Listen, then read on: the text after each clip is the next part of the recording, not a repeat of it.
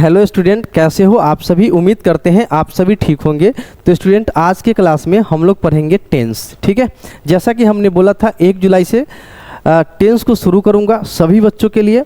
तो आइए वीडियो को बिना देरी के शुरू करते हैं और समझते हैं टेंस के बेसिक कंसेप्ट को। ठीक है, इसमें मैं बिल्कुल शुरुआत से समझाऊंगा ताकि प्रत्येक क्लास के बच्चे को आसानी से टेंस समझ में आ जाए। ओके, तो यहाँ पे सबसे पहले थंबनेल को देखते हैं। थंबनेल क्या कहता है, तो यहाँ पर थंबनेल को देखिएगा। थंबनेल कहता है सबसे पहले तो ऊपर जो है लिखा हुआ है सभी विद्यार्थियों के लिए। ओके, टेंस है। अब 12 दिनों में समाप्त इसको कर दूंगा टेंस को। ठीक है, टेंस के पूरे क्लास को मैं 12 दिन में आपको समाप्त कर दूंगा। ठीक है, तो यहाँ पर देखिए 0 से सीखेंगे एकदम हीरो लेवल तक, और ये डे पहला है। ठीक है, तो यहाँ पे स्टार्ट करते हैं, यहाँ पे समझते हैं। यहाँ पर देखिए सबसे पहले यहाँ पे क्या लिखा हुआ है, यहाँ पर लिखा हुआ है टेंस। ठीक है, टेंस से पहले थोड़ा सा हम लोग टाइम को समझते हैं, क्योंकि काफ़ी बच्चे ऐसे होते हैं जो टाइम को ही टेंस समझ लेते हैं, लेकिन टाइम से टेंस बिल्कुल अलग होता है। ठीक है, टाइम जो है सारे जगह, ठीक है, वर्ल्ड में पूरा, ठीक है, टाइम जो है प्रत्येक जगह एक ही तरह से यूज होता है। ठीक है, टाइम जो होता है ये क्या होता है, ये नॉन ग्रामेटिकल चीज़ है। ठीक है, नॉन ग्रामेटिकल चीज़ है टाइम। ठीक है, नॉन ग्रामेटिकल चीज़ है, इससे ग्रामर का कोई लेना देना नहीं है टाइम से। ओके, टाइम जो है 3 तरह से निर्देशित होता है। ठीक है, कैसे, या तो प्रेजेंट में प्रेजेंट टाइम बोलते हैं, या पास्ट टाइम बोलते हैं, या फ्यूचर टाइम बोलते हैं। ठीक है, फ्यूचर टाइम बोलते हैं। ठीक है, लेकिन ये टेंस जो होता है वो ग्रामेटिकल चीज़ होता है। ठीक है, टेंस हमें वर्ब का यूज सिखा देता है। ठीक है, एक शब्द में अगर बोलूँ तो टेंस किसको बोलते हैं, तो टेंस बोलते हैं टेंस इज द, ठीक है, tense is the study of forms of verbs. ठीक है, tense is the study of forms of verbs. Verbs के अलग अलग जो रूप होता है, विभिन्न रूपों का अध्ययन करने को क्या बोलते हैं, टेंस बोलते हैं। वर्ब का कैसे यूज करना है, ठीक है, तो इसको यूज करना हमें सिखाता है टेंस। ठीक है, टेंस के नियम को अगर जान जाएंगे, समझ लेंगे, तो हमें वर्ब का यूज आ जाएगा। ठीक है, तो यहाँ पे देखिए इसको बोलते हैं क्या, टेंस बोलते हैं। ठीक है, टेंस जो होता है ग्रामेटिकल चीज़ होता है। ठीक है, टेंस क्या होता है, ग्रामेटिकल चीज़ होता है, और टाइम जो होता है नॉन ग्रामेटिकल चीज़ होता है। टाइम से टेंस को कोई लेना देना नहीं होता है। इस चीज़ में अंतर आपको समझ में आ गया होगा। जैसे मान लीजिए यहाँ पे लिखा हुआ है I am buying a car, I am buying a car next year, I am buying a car next year. इसका मतलब क्या हुआ, I am buying a car next year का मतलब है मैं अगले साल एक गाड़ी खरीद रहा हूँ। ठीक है, अगले साल मैं एक गाड़ी खरीद रहा हूँ। तो ये जो सेंटेंस है ये किसका सेंटेंस है, ये जो सेंटेंस है ये प्रेजेंट टेंस का सेंटेंस है, लेकिन ये इससे बोध क्या हो रहा है, ये बता क्या रहा है, इससे बोध हो रहा है फ्यूचर टाइम का। ठीक है, फ्यूचर टाइम का। तो यहीं पर आपको समझ में आ गया होगा कि टेंस अलग होता है और टाइम जो है प्यारे बच्चों अलग होता है। ठीक है, ये जो सेंटेंस है ये लिखा हुआ है प्रेजेंट टेंस में, लेकिन इससे बोध हो रहा है फ्यूचर टाइम का। ठीक है, तो यहाँ पे टेंस में क्या सीखते हैं, टेंस में नियम सीखते हैं। क्या सीखते हैं, नियम सीखेंगे, और यहाँ पे यूज ऑफ वर्ब सीखेंगे, यानी कि वर्ब का कैसे यूज करना है इसका नियम हम लोग टेंस में समझेंगे। उम्मीद करते हैं ये बात आपको समझ में आया होगा।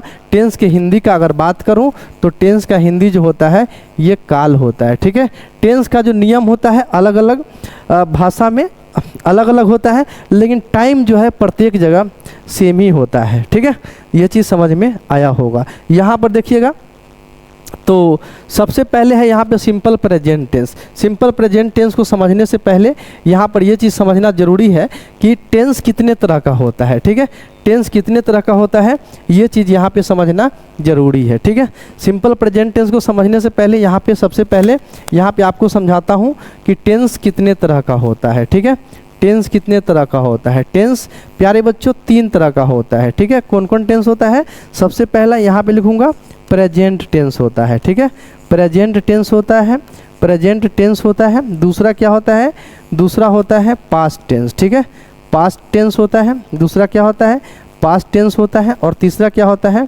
फ्यूचर टेंस होता है। ठीक है, फ्यूचर टेंस होता है। Okay, present tense, past tense और यहाँ पर फ्यूचर टेंस होता है प्यारे बच्चों। इसका अगर हिंदी लिखना चाहो तो हिंदी लिख सकते हो। प्रेजेंट टेंस का हिंदी होता है वर्तमान काल। ओके, प्रेजेंट टेंस का हिंदी क्या होता है, यहाँ पर वर्तमान काल होता है। पास्ट टेंस का हिंदी क्या होता है, भूतकाल होता है। ठीक है, और फ्यूचर टेंस का हिंदी क्या होता है, भविष्य काल होता है। ठीक है, फ्यूचर टेंस का हिंदी भविष्य काल होता है। अब यहाँ पे इस टेंस का भी 4 को पार्ट होता है। ठीक है, प्रेजेंट का भी 4 पार्ट होगा, पास्ट का भी 4 पार्ट होगा और फ्यूचर का भी 4 पार्ट होगा। ओके, तो सबसे पहला यहाँ पे हम लोग पढ़ेंगे present tense. Okay, present tense का 4 को पार्ट होता है, उसको मैं यहाँ पे लिख देता हूँ। ठीक है, प्रेजेंट टेंस, यहाँ पे क्या लिखूंगा, प्रेजेंट टेंस। प्रेजेंट टेंस कितने तरह का होता है, प्रेजेंट टेंस 4 तरह का होता है। सबसे पहला यहाँ पर सिंपल प्रेजेंट टेंस होता है। ठीक है, सिंपल प्रेजेंट टेंस होता है, सबसे पहला सिंपल प्रेजेंट टेंस होता है। दूसरा क्या होता है, दूसरा होता है present continuous tense. Okay, present continuous tense, present continuous tense होता है। और तीसरा क्या होता है, तीसरा होता है प्रेजेंट परफेक्ट टेंस होता है। ठीक है, प्रेजेंट परफेक्ट टेंस होता है, प्रेजेंट परफेक्ट टेंस होता है। और चौथा क्या होता है, प्रेजेंट परफेक्ट कंटिन्यूअस टेंस होता है, प्रेजेंट परफेक्ट कंटिन्यूअस टेंस होता है। याद रखिएगा, मैं एकदम बेसिक से समझा रहा हूँ आपको, कोई भी बच्चा को टेंस समझ में आ जाएगा। ओके, तो यहाँ पे ये चीज़ आपको समझ में आया होगा कि प्रेजेंट टेंस जो है 4 तरह का होता है। इसी तरह से पास्ट टेंस भी 4 तरह का होता है और फ्यूचर टेंस भी 4 तरह का होता है प्यारे बच्चों। ओके, तो सबसे पहले यहाँ पे क्या पढ़ना है मुझे, यहाँ पे पढ़ना है सिंपल प्रेजेंट टेंस। ठीक है, सिंपल प्रेजेंट टेंस के बारे में यहाँ पे पढ़ना है। टेंस का हिंदी यहाँ पे नहीं लिखा हूँ तो यहाँ पे हिंदी लिख देता हूँ। टेंस का हिंदी यहाँ पर काल होता है। ठीक है, तो एकदम simple present tense, simple present tense को पढ़ना है। तो यहाँ पे यहाँ पर देखिए, यहाँ पे यूज लिखा हुआ है। यहाँ पे सबसे पहले सिंपल प्रेजेंट टेंस को आपको समझा देता हूँ। ठीक है, तो सिंपल प्रेजेंट टेंस को समझने से पहले से आप कैसे पकड़ेंगे कोई सेंटेंस को कि सिंपल प्रेजेंट टेंस का है, तो इसके लिए आइडेंटिटी होता है। ठीक है, इसका आइडेंटिटी क्या होता है, लास्ट में, वाक्य के लास्ट में रहेगा ता, ते और ती। ठीक है, ता, ते और ती रहेगा। ठीक है, ता, ते और क्या रहेगा, ती रहेगा। तो हम समझ जाएंगे, यहाँ पे लिख देता हूँ इत्यादि। तो इसका मतलब आप समझ जाइएगा कि ये जो टेंस है ये किस टेंस में है, सिंपल प्रेजेंट टेंस में है। ओके, और घटना जो होगा वो प्रेजेंट टाइम का होगा। ठीक है, प्रेजेंट का घटना होगा। ठीक है, उसके आसपास का घटना रहेगा लगभग। तो यहाँ पे ये चीज़ समझिए, ता, ते और यहाँ पे क्या है, ती, ये आइडेंटिटी है। उसके बाद इसको आप उतार लीजिए, फिर मैं इसको इरेज करके इसका स्ट्रक्चर लिखता हूँ। तो चलिए, उम्मीद करते हैं आपने स्क्रीनशॉट ले लिया होगा। अब इसका मैं क्या करता हूँ, इसका जो है, इसका मैं स्क्रीनशॉट, इसका मैं स्ट्रक्चर लिखता हूँ। ठीक है, यहाँ पर देखिएगा। तो ये तो आइडेंटिटी हो गया। इसका स्ट्रक्चर कैसा होगा, इसका स्ट्रक्चर इस तरह का होगा प्यारे बच्चों। सबसे पहला यहाँ पे अफर्मेटिव सेंटेंस के लिए लिखूँगा। तो अफर्मेटिव सेंटेंस के लिए कैसे होगा, सब्जेक्ट प्लस, ठीक है, सब्जेक्ट प्लस V1 या V5, वर्ब का पहला रूप या वर्ब का 5वां रूप, और यहाँ पे प्लस में ऑब्जेक्ट होगा। जब निगेटिव सेंटेंस बनाइएगा तब कैसे बनाइएगा, तो यहाँ पे होगा सब्जेक्ट प्लस में क्या, डू या डज लगेगा, डू या डज लगेगा, और प्लस में नॉट होगा और तब ऑब्जेक्ट होगा। उसके बाद जब आप इंट्रोगेटिव सेंटेंस बनाइएगा तब कैसे बनाइएगा, यहाँ पे डू स्लैश डज आगे आ जाएगा, डू स्लैश डज आगे आ जाएगा, और प्लस में क्या होगा, सब्जेक्ट होगा। ठीक है, प्लस में वर्ब का पहला रूप और तब क्या होगा, ऑब्जेक्ट होगा। ठीक है, यहाँ पे do does plus not, plus में V1 भी होगा, यहाँ पे V1 और तब ऑब्जेक्ट होगा, इस तरह से। उसके बाद इंट्रोगेटिव प्लस में क्या, निगेटिव बनाना होगा। तब आप कैसे बनाइएगा, डू डज और प्लस में सब्जेक्ट, प्लस में नॉट, प्लस में V1, प्लस में ऑब्जेक्ट हो जाएगा। उसके बाद यहाँ पे WH क्वेश्चन का बनाइएगा। तो WH क्वेश्चन का कैसे बनाइएगा, सबसे पहले होगा व्हाट या व्हाई या वेयर। ठीक है, इस तरह से रहेगा, और प्लस में डू स्लैश डज रहेगा, डू स्लैश डज, प्लस में सब्जेक्ट, प्लस में V1, प्लस में ऑब्जेक्ट, इसको आपको जानना जरूरी है, ठीक है। ये इसका स्ट्रक्चर, अफर्मेटिव का मतलब हाँ वाला होता है। जैसे मान लीजिए मैं खाता हूँ, तो इसका कैसे बनाएंगे, आई ईट। मैं नहीं खाता हूँ, ये निगेटिव सेंटेंस है, तो आई डू नॉट ईट बोलेंगे। Okay, I do not eat. क्या मैं खाता हूँ, ये इंट्रोगेटिव सेंटेंस हो, जिसमें सवाल पूछा जाता है उसको इंट्रोगेटिव सेंटेंस बोलते हैं। तो यहाँ पे क्या मैं खाता हूँ, डू आई ईट हो जाएगा।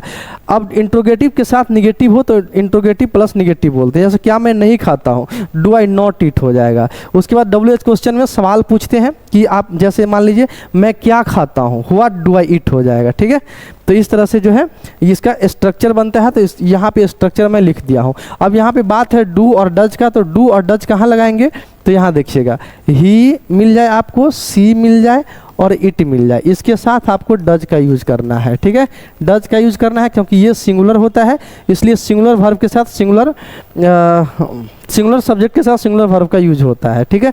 आपको ये चीज़ सब्जेक्ट वर्ब एग्रीमेंट में आपको सिखा दूंगा। ओके, तो यहाँ पे ये चीज़ समझ में होगा, ही से इट के साथ क्या लगेगा, डज लगेगा। दूसरा नंबर बात, बी मिल जाए या आई मिल जाए, इसके साथ मुझे डू का यूज करना है, ठीक है। बी आई और यहाँ पे दे के साथ, इसके साथ भी क्या यूज करूँगा, यहाँ पर डू का यूज करूँगा। तो ये भी बात आपको समझ में आ गया होगा, ठीक है। ये भी बात आपको समझ में आ गया होगा कि डू का यूज कहाँ करना है, डज का यूज कहाँ करना है, ठीक है। तो आगे बढ़ते हैं। और यहाँ पे कोई नाम भी आ जाए, मान लीजिए राम श्याम, राम हो गया, श्याम हो गया, सीता हो गया, तो इस सब के साथ यहाँ पे डज का ही यूज आप करिएगा, ठीक है। समझ में आया होगा। आगे यहाँ पर देखते हैं, इसका यूज देखते हैं, use of simple present tense, ठीक है। तो सबसे पहला यूज क्या है, जब आपको चिरंतन सत्य यूनिवर्सल ट्रुथ किसको बोलते हैं, जिसको हम चेंज नहीं कर सकते हैं, जो होता ही है, ठीक है, प्राकृतिक रूप से होता ही है, उसको बोलते हैं चिरंतन सत्य। ओके, या कोई सिद्धांत है, कोई नियम है, या तथा अस्थायी कार्य व्यापार, जो परमानेंट एक्टिविटी है, जो होना ही है, उसके लिए का बोध कराने के लिए इस टेंस का प्रयोग होता है, ठीक है, इस टेंस का प्रयोग होता है। जैसे the sun rises in the east, ठीक है, सूरज पूरब में उगता है, सूरज पूरब में उगेगा ही उगेगा, ऐसा नहीं होगा कि पश्चिम में उग जाएगा, ठीक है। ये चिरंतन सत्य है कि सूरज पूरब में उगेगा, ठीक है। अब यहाँ पे इसका नेगेटिव सेंटेंस अगर बनाना हो तो मैं कैसे बनाऊंगा, तो यहाँ पर देखिए, द सन क्या है, सिंगुलर है कि प्लूरल है, तो यहाँ पे ये सिंगुलर होता है, ठीक है, इसलिए सिंगुलर के साथ यहाँ पे सिंगुलर लगा हुआ है। द सन यहाँ पे लिखूंगा डज नॉट, अगर निगेटिव बनाना हो तो, ठीक है, डज नॉट, और डज नॉट के बाद क्या लगेगा, वर्ब का पहला रूप, जैसा कि आपने यहाँ देखा होगा। यहाँ पे एक बार और दिखा देता हूँ, यहाँ पर देखिएगा, हाँ यहाँ पर देखिए, सब्जेक्ट डू डज के बाद नॉट और उसके बाद वर्ब का पहला रूप, पांचवा रूप में एस या एस लगता है, ठीक है। एस या एस लगने का मतलब वर्ब सिंगुलर हो गया। ओके, तो यहाँ पर देखिएगा, तो यहाँ पे डज नॉट और राइज होगा, इन द ईस्ट होगा, ठीक है, इन द ईस्ट, इस तरह से इसको बना सकते हैं। यानी कि सूरज पूरब में नहीं उगता है, इसको अगर इंग्लिश में बोलना हो, सूरज पूरब में नहीं उगता है, the sun does not rise in the east, the sun doesn't rise in the east हो जाएगा। इस तरह से आप बोल सकते हैं। क्या सूरज पूरब में उगता है, तब कैसे बनाएंगे, तो यहाँ पे लिखेंगे डज, यहाँ पे इसको इंट्रोगेटिव सेंटेंस बोलते हैं। Does the sun rise, does the sun rise in the east, does the sun rise in the east, does the sun rise in the east हो गया, ठीक है। अब आगे देखिएगा, क्या सूरज पूरब में नहीं उगता है, यहाँ पे इंट्रोगेटिव प्लस नेगेटिव है, इसको क्या बोलते हैं, इसको अफर्मेटिव सेंटेंस बोलेंगे, इसको क्या बोलेंगे, इसको नेगेटिव सेंटेंस बोलेंगे, इसको क्या बोलेंगे, इसको इंटेरोगेटिव सेंटेंस बोलेंगे। ओके, अब यहाँ पे हो गया। अब जो लिख रहा हूँ वो लिख रहा हूँ इंट्रोगेटिव प्लस नेगेटिव वाला सेंटेंस। तो यहाँ पे इसमें कैसे होगा, क्या सूरज पूरब में नहीं उगता है, तो does the sun not rise in the east. और ये सारा फार्मूला जो है कहाँ से अप्लाई हो रहा है, यहाँ पे स्ट्रक्चर मैं इसका लिखा चुका हूँ, ठीक है, पिछले स्लाइड में, तो वहाँ से मैं यहाँ लिख रहा हूँ, ठीक है। उसका WH क्वेश्चन वाला बताया हूँ, सूरज पूरब में क्यों उगता है, तो क्यों का इंग्लिश क्या होता है, why does the sun rise in the east, why does the sun rise in the east, इस तरह से इसको बोल सकते हैं, ठीक है। यहाँ पे साइन ऑफ इंट्रोगेशन देना, यहाँ भी साइन ऑफ इंट्रोगेशन, और यहाँ भी साइन ऑफ इंट्रोगेशन होगा, बाकी जगह फुल स्टॉप होगा। ये चीज़ आपको समझ में आया होगा, ट्रांसलेशन भी बनाना आ गया होगा और इसका हिंदी मतलब भी आपको समझ में आ चुका होगा। ठीक है, तो सबसे बड़ी बात है यहाँ पे कि यहाँ पे ये समझना है प्यारे बच्चों, इसको अफर्मेटिव सेंटेंस बोलते हैं, इसको निगेटिव और इसको इंट्रोगेटिव, इंट्रोगेटिव प्लस निगेटिव इसको बोलते हैं, और इसको WH क्वेश्चन जिसमें सवाल को पूछा जाता है। ठीक है, समझ में आया होगा। आगे कुछ और सवालों को समझेंगे तो और समझ में आएगा। अच्छा, एक बात और, यहाँ पे सबसे पहले जो कमज़ोर बच्चे होते हैं उसको ये बात पता नहीं होता है, तो मैं बता देता हूँ। व्हाट का मतलब इसको WH क्वेश्चन बोलते हैं। ठीक है, इसको क्या बोलते हैं? WH क्वेश्चन बोलते हैं। अब यहाँ देखिए, व्हाट का मतलब होता है क्या। ठीक है, व्हाट का मतलब क्या, और व्हाई का मतलब जो हिंदी मतलब होता है, इसका मतलब होता है क्यों। ठीक है, वेन का मतलब क्या होता है? वेन का मतलब होता है कब। ओके, और क्या होता है? हुम मतलब होता है किसको। ठीक है, किसको। और विच का मतलब होता है कौन सा। ठीक है, विच का मतलब कौन सा होता है। और जहाँ आएगा वहाँ पे मैं आपको समझा दूंगा, ये सब याद कर लेना। हाउ का मतलब होता है कैसा। ठीक है, हाउ का मतलब होता है कैसा, ये चीज़ कर लेना। ठीक है, बाकी जहाँ पे आएगा वहाँ पे मैं आपको समझा दूंगा। ठीक है, समझ में आया होगा। आगे देखते हैं अगला, इसमें और भी बहुत सारा लिया गया है। The earth moves around the sun, पृथ्वी सूरज के चारों ओर घूमती है। पृथ्वी सूरज के चारों ओर घूमेगी ही घूमेगी, ये चिरंतन सत्य है। ठीक है, ये नहीं होगा कि सूरज पृथ्वी के चारों ओर घूमती है, नहीं, पृथ्वी सूरज के चारों ओर घूमती है, ये चिरंतन सत्य है। अगर इसको निगेटिव सेंटेंस बनाना हो तो कैसे बनाएंगे आपको बता दिया हूँ, आप भी बना सकते हैं। द अर्थ डज नॉट, यहाँ पे क्या होगा? Does not move round the sun, इस तरह से बना लेंगे। ठीक है, राउंड द सन। उसके बाद क्या पृथ्वी सूरज के चारों ओर घूमती है, तब कैसे बनाएंगे? Does the earth move round the sun. ठीक है, इस तरह से ये साइन ऑफ इंट्रोगेशन हो गया। क्या पृथ्वी सूरज के चारों ओर नहीं घूमती है? Does the earth not move round the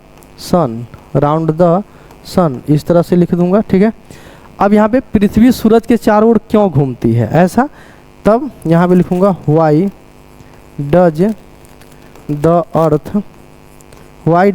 earth move round the sun. ठीक है, उम्मीद करते हैं कि आपको ये चीज़ सेंटेंस बनाना आ गया होगा। ये बनाने आना बहुत ज़रूरी है, ये इंग्लिश बोलने में आपको काम आएगा। ओके, तो यहाँ पे ये इसको क्या बोलेंगे? इसको अफर्मेटिव, इसको निगेटिव।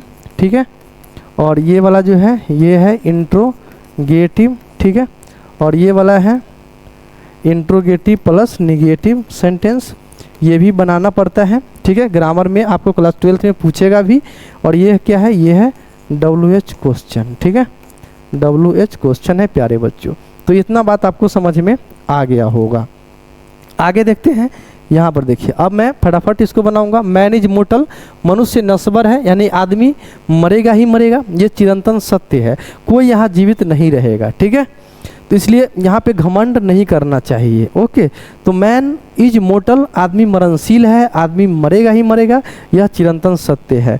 तो यहाँ पे इसका नेगेटिव बनाओ, कैसे बनाएंगे? Man is not mortar, man is not mortar. ठीक है, man is not mortar. Is man mortar, is man mortar, is man mortar, is man not mortar, is man not mortar. ठीक है, why is man mortar, why is man mortar, इसका हिंदी भी आपको करना आ गया होगा। आदमी मरणशील नहीं होता है, क्या आदमी मरणशील होता है, क्या आदमी मरणशील नहीं होता है, आदमी मरणशील क्यों होता है, इसका ये मतलब है। ओके, आगे देखते हैं। यहाँ देखिए, a mother loves her children, एक माँ अपने बच्चे से प्यार करती है, ये चीज़ समझ में आया होगा। ठीक है, आज सब के लास्ट में तातेती आ रहा है, इसलिए सिंपल प्रेजेंट टेंस का है। ठीक है, तो यहाँ पे इसको अगर नेगेटिव सेंटेंस बनाओ, कैसे बनाऊंगा? A mother does not love her children, जो कि बात गलत है क्योंकि हर प्रत्येक माँ जो होती है अपने बच्चे से प्यार करती है। लेकिन चलिए यहाँ पे सेंटेंस सीख रहे हैं इसलिए मैं ऐसा बना रहा हूँ, ठीक है। यहाँ पे does a mother love her children, इस तरह से लिखूँगा। Does a mother not love her children, इस तरह से भी लिख सकते हैं, ठीक है। हाउ, यहाँ भी लिखते हैं हाउ, कैसे प्यार करती है। How a mother love her children, इस तरह से यहाँ पे लिखा जा सकता है, ठीक है। ये चीज़ समझ में आया होगा। आगे समझते हैं। यहाँ पर देखिए water boils at 100 degree Celsius, पानी 100 डिग्री सेल्सियस पर क्या होता है, उबलता है। तो यहाँ पे वाटर है, ये क्या है, सिंगुलर होता है, ठीक है। अनकाउंटेबल नाउन जो होता है वो सिंगुलर होता है। अनकाउंटेबल नाउन किसको बोलते हैं, जिस नाउन को नहीं गिन सकते, ठीक है। तो यहाँ पे water boils at 100 degree Celsius, और इसका नेगेटिव बनाना होगा तो water does not boil at 100 degree Celsius, ठीक है। इस तरह से बनाऊंगा। Does water boils at 100 degree Celsius, इस तरह से आप बना लीजिएगा। Does water not boils at 100 degree Celsius, ठीक है। ये हो गया इंट्रोगेटिव सेंटेंस। तो इस तरह से बनाऊंगा। Why does water boils at 100 degree Celsius, ठीक है। इस तरह से आप इसको बना सकते हैं। ओके, आगे देखते हैं। यहाँ पे अब आप खुद से कर लीजिएगा। आयल फ्लोट्स ऑन वाटर, तेल पानी पर तैरता है, तो oil does not float on water, ऐसा बना दीजिएगा, ठीक है। उसके बाद interrogative, does oil float on water, does oil not float on water, why does oil float on water, इस तरह से आप इसको बना सकते हैं। आगे है हनी इज स्वीट, शहद मीठा होता है, शहद मीठा नहीं होता है। हनी इज नॉट स्वीट, क्या शहद मीठा होता है, इज हनी स्वीट, क्या शहद मीठा नहीं होता है, इज हनी नॉट स्वीट, शहद मीठा क्यों होता है, व्हाई इज हनी स्वीट, इस तरह से आप बना सकते हैं। आगे यहाँ पर देखते हैं 2 and 2 इज 4, 2 और 2 4 होता है, 2 और 2 4 नहीं होता है, 2 and 2 इज नॉट 4, इस तरह से। क्या 2 और 2 4 होता है, इज 2 and 2 4, इस तरह से आप इसको बना लीजिएगा, ठीक है। 2 और 2 4 होता है, ये सब सिंपल प्रेजेंट टेंस का है। दूसरा है नियमित यानी रेगुलर, यानी प्रत्येक दिन। अभ्यास हैबिचुअल हो, अभ्यासगत हो, बार बार होने वाले। तथा सामान्य कार्य व्यापार, कई अभिव्यक्ति के लिए इस टेंस का प्रयोग होता है। जैसे इसका एग्जाम्पल देख सकते हैं। आई get up every day at 5 o'clock, मैं रोज़ सुबह 5 बजे। आई get up every day at 5 o'clock, मैं रोज़ 5 बजे उठता हूँ, ठीक है। मैं रोज़ 5 बजे उठता हूँ। तो इसके यहाँ पे रोज़ का काम है, ठीक है, रेगुलर काम है, इसलिए इसको इस तरह से बनाया गया है। अगर इसका नेगेटिव सेंटेंस बनाना होगा तो कैसे बनाऊंगा, आई डू नॉट, ठीक है। I do not get up at 5 o'clock, at 5 o'clock every day. Every day को लास्ट में लिखता हूँ, ठीक है। इस तरह से भी बना सकते हैं। या आई do not get up every day at 5 o'clock भी बोल सकते हैं, या आई do not get up at 5 o'clock every day, ठीक है। या इसी तरह से मैं इसको लिख देता हूँ तो भी सही है, ऐसे भी सही ही है, ठीक है। यहाँ पे कैसे लिखूँगा, आई do not get up every day at 5 o'clock, ठीक है, एट 5 o'clock, इस तरह से बना सकते हैं। ये निगेटिव सेंटेंस हो गया। अब इसका जो है इंट्रोगेटिव सेंटेंस बनाना होगा तो कैसे बनाऊंगा, डू आई, आपको बताया हूँ आई के साथ डू यूज होगा। Do I get up every day at 5 o'clock, at 5 o'clock हो जाएगा, ठीक है। Do I not get up every day at 5 o'clock, at 5 o'clock, ठीक है। why do I get up every day at 5 o'clock, at 5 o'clock, इस तरह से इसको बना सकते हैं, ठीक है। इसका मतलब है कि मैं रोज़ 5 बजे नहीं उठता हूँ। Do I get up every day at 5 o'clock, क्या मैं रोज़ 5 बजे उठता हूँ? क्या मैं रोज़ 5 बजे नहीं उठता हूँ? मैं रोज़ 5 बजे क्यों उठता हूँ? इसका हिंदी मतलब है, ठीक है। यहाँ देखिए और का भी मतलब समझाता हूँ। She goes to the cinema every Sunday, वह हर रविवार को सिनेमा देखने के लिए जाता है। तो ये क्या है? रेगुलर है, ठीक है, हर संडे को जाता है, हैबिचुअल है, हैबिट है उसको। तो इसके लिए क्या है? Simple present, she goes to the cinema every Sunday. अगर इसका नेगेटिव सेंटेंस बनाना कैसे बनाएंगे? सी डज नॉट, सी के साथ डज लगेगा, नॉट गो, यहाँ भी वर्ब का पहला रूप, गोज नहीं होगा, ये 5वां रूप है, ये पहला रूप है। She does not go to the cinema, go to the cinema every day, ठीक है, sorry every Sunday, every Sunday हो जाएगा, ठीक है, एवरी संडे हो जाएगा। इस तरह से थोड़ा इधर से लिखता हूँ। Does she go to the cinema, does she go to the cinema every Sunday, does she go to the cinema every Sunday हो जाएगा, ठीक है। Does she not go to the cinema every Sunday, every Sunday हो जाएगा, ठीक है, every Sunday हो जाएगा। Why does she go to the cinema every Sunday. तो इस तरह से जो है सेंटेंस बना लीजिएगा। आपको कितना सेंटेंस बता दिया, ठीक है। तो अब आप बना लीजिएगा। आगे का मैं बता देता हूँ इसका और भी, ठीक है।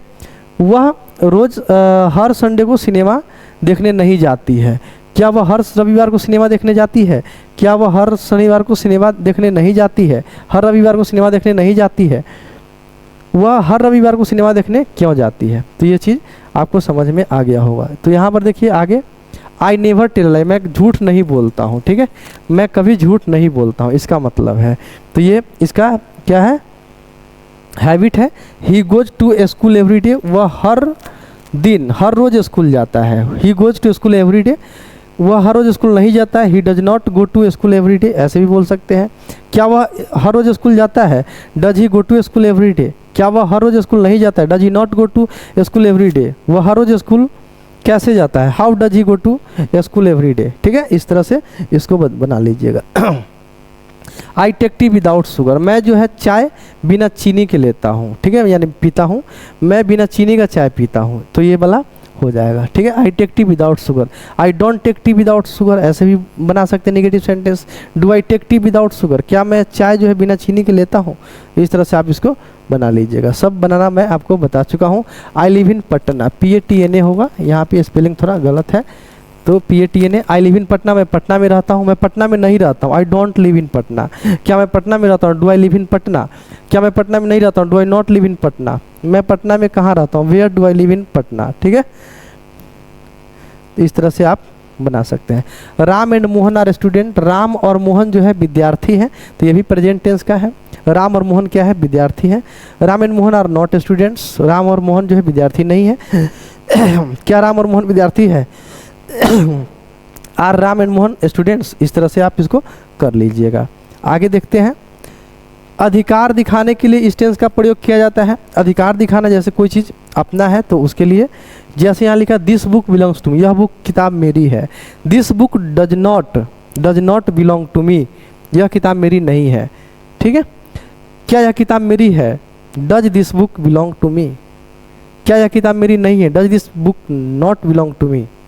यह किताब मेरी कैसे है? How does this book belong to me. ऐसे आप इसको बना सकते हैं, ठीक है। तो this book belongs to me का मतलब क्या है? यह किताब मेरी है। इसका हिंदी मतलब भी आपको करने आना चाहिए, तो इसको आप लिख लीजिएगा, ठीक है। आगे देखते हैं। ही हैज अ कार, उसके पास एक गाड़ी है, ठीक है, तो ही हैज अ कार इसको बोलते हैं। आगे देखिएगा। ही ओन्स अ बिग हाउस, उसके पास एक बड़ा घर है, उसके पास एक बड़ा घर है, तो यहाँ पे इसके लिए भी प्रेजेंट टेंस, ठीक है। ये अधिकार बता रहा है।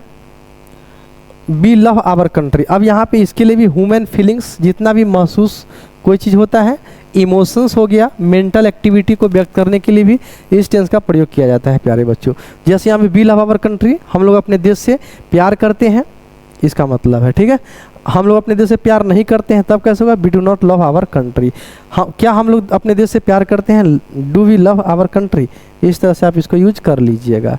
यहाँ पे वी बिलीव इन गॉड, हम लोगों को भगवान में आस्था है यानी विश्वास है। वी बिलीव इन गॉड, हम लोग भगवान में विश्वास करते हैं। हम लोग भगवान में विश्वास नहीं करते हैं, we do not believe in God, ऐसे बोल सकते हैं। क्या हम लोग भगवान में विश्वास करते हैं, do we believe in God. तो ये चीज़ हो गया, ठीक है। इमोशन को बताने के लिए भी इस टेंस का यूज किया जाता है। आई लव द रेड रोजेज, मुझे लाल गुलाब बहुत पसंद है। मुझे लाल गुलाब बहुत पसंद नहीं है, I do not love the red roses, ठीक है। I do not love the red rose हो जाएगा, ठीक है।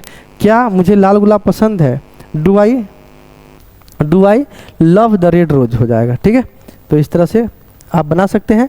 आगे देखिए, ये बनाना मैं बहुत सारा बता दूँ। आई अंडरस्टैंड योर प्रॉब्लम, मैं आपकी समस्या को समझता हूँ। आई do not understand your problem, मैं आपकी समस्या को नहीं समझता हूँ। Do I understand your problem, क्या मैं आपकी समस्या को समझता हूँ। Do I not understand your problem, क्या मैं आपकी समस्या को नहीं समझता हूँ, ठीक है। How do I understand your problem, मैं आपकी समस्या को कैसे समझता हूँ, ठीक है। ये आगे देखिए, I think he is always right, मुझे लगता है वह हमेशा सही है। मुझे लगता, आई थिंक का मतलब होता है मुझे लगता है, तो इसका मतलब लिख देता हूँ यहाँ पे, याद रखना, मुझे लगता है, ठीक है। मुझे लगता है वह हमेशा सही है। मुझे लगता है वह हमेशा सही है। वह हमेशा सही है। मुझे लगता है वह हमेशा सही है। I don't think he is always right, मुझे नहीं लगता कि वह हमेशा सही है। ऐसे भी बोल सकते हैं नेगेटिव सेंटेंस बनाना हो तो। आगे देखिएगा, आई नो, मैं जानता हूँ, that he can't do this, मैं जानता हूँ कि वह इसको नहीं कर सकता, इसे नहीं कर सकता। मैं जानता हूँ, आई नो दैट क्या, मैं जानता हूँ कि, इसका मतलब लिख देता हूँ, मैं जानता हूँ कि, I know that he can't do this, वह इसे नहीं कर सकता। वह इसे नहीं कर सकता, ठीक है। कर सकता है, वह इसे नहीं कर सकता है। मैं जानता हूँ कि वह इसे नहीं कर सकता है, इसका मतलब है। आगे यहाँ पर देखिए, आई फील दैट, मुझे लगता है, आई शुड नॉट वेक्स हर, मुझे उसको परेशान नहीं करना चाहिए, ठीक है। उसको परेशान नहीं करना चाहिए। मुझे आई फील दैट यानी मुझे महसूस होता है या मुझे लगता है कि उसे परेशान नहीं करना चाहिए, इसका ये मतलब है। आगे देखिए, यू ट्रस्ट इन हर, आपको उस पर विश्वास है, ठीक है। आपको उस पर विश्वास है, इसका मतलब है।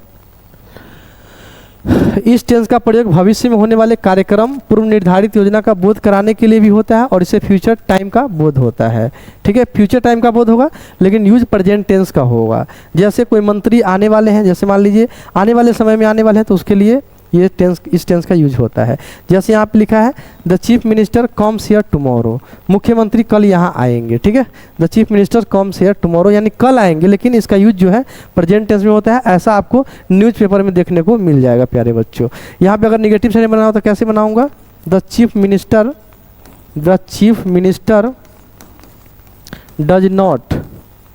Does not come here tomorrow, ठीक है। The chief minister do not come here tomorrow, इस तरह से। अब यहाँ पे डज जो है आगे आ जाएगा, does the chief minister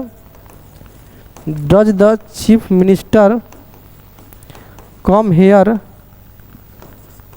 hair tomorrow, ठीक है। जो मुझे लगता है कि बनाना चाहिए उसको बना देता हूँ। Does the chief minister not, does the chief minister not come here tomorrow, ये चीज हो जाएगा, ठीक है। Why does the chief minister, why यहाँ क्यों आएंगे, ठीक है। तो why does the chief minister come here tomorrow, why does the chief minister come here tomorrow. इस तरह से इसको बना सकते हैं हर तरह का sentence. Affirmative, negative, interrogative, interrogative plus negative और ये WH क्वेश्चन। इसका हिंदी मतलब करूँ तो चीफ मिनिस्टर जो है मुख्यमंत्री कल यहाँ नहीं आएंगे। क्या मुख्यमंत्री कल यहाँ आएंगे? क्या मुख्यमंत्री कल यहाँ नहीं आएंगे? मुख्यमंत्री कल यहाँ क्यों आएंगे, इसका मतलब है। ठीक है, समझ में आया होगा। आगे और देखते हैं। यहाँ देखिए, he lives for London next Sunday, वह अगले रविवार को लंदन रवाना होगा, यानी अगले रविवार को जाएगा। लेकिन यूज किस टेंस में हुआ? तो यूज हुआ सिंपल प्रेजेंट टेंस में। ठीक है, आगे देखते हैं। The plane takes off at 10 AM, विमान 10 बजे उड़ेगा। 10 बजे, आने वाले 10 बजे में उड़ेगा। तो इसके लिए विमान 10 बजे उड़ेगा, यूज कौन टेंस का हुआ? सिंपल प्रेजेंट टेंस का। ठीक है, और अफर्मेटिव, निगेटिव, निगेटिव इंट्रोगेटिव कैसे बनाना ये तो मैं आपको सिखा ही दिया हूँ। I go to Mumbai next week, मैं अगले सप्ताह मुंबई जाऊंगा। ये फ्यूचर टाइम का बारे में बोध हो रहा है, लेकिन यूज किस टेंस में हो रहा है? प्रेजेंट टेंस का। इसलिए बताया था टाइम और टेंस जो है बिल्कुल अलग होता है। When does the college reopen, college पुनः कब खुलेगी? तो ये भी प्रेजेंट टेंस में है, WH क्वेश्चन का सेंटेंस है। When does the college reopen, reopen का मतलब होता है दोबारा से खुलना, कब खुलेगी ये चीज़ इसका मतलब है। अब यहाँ पे 5 तक ही रहने देता हूँ आज के क्लास में। इसका 5 यूज और बच गया है, 5 यूज मैं कल के क्लास में करा दूंगा। ठीक है, तो कैसी लगी वीडियो कमेंट करके ज़रूर बताइए। अगर वीडियो अच्छी लगी हो तो वीडियो को लाइक और चैनल को सब्सक्राइब कर लीजिए। ये चैनल आप ही के सपोर्ट के लिए बनाई गई है। ठीक है, ये जो क्लास शुरू की गई है ये सभी बच्चों के लिए है। तो देखो, पढ़ो और इन्जॉय करो। वीडियो देखने के लिए बहुत बहुत धन्यवाद। Thank you for watching my video. Thank you very much.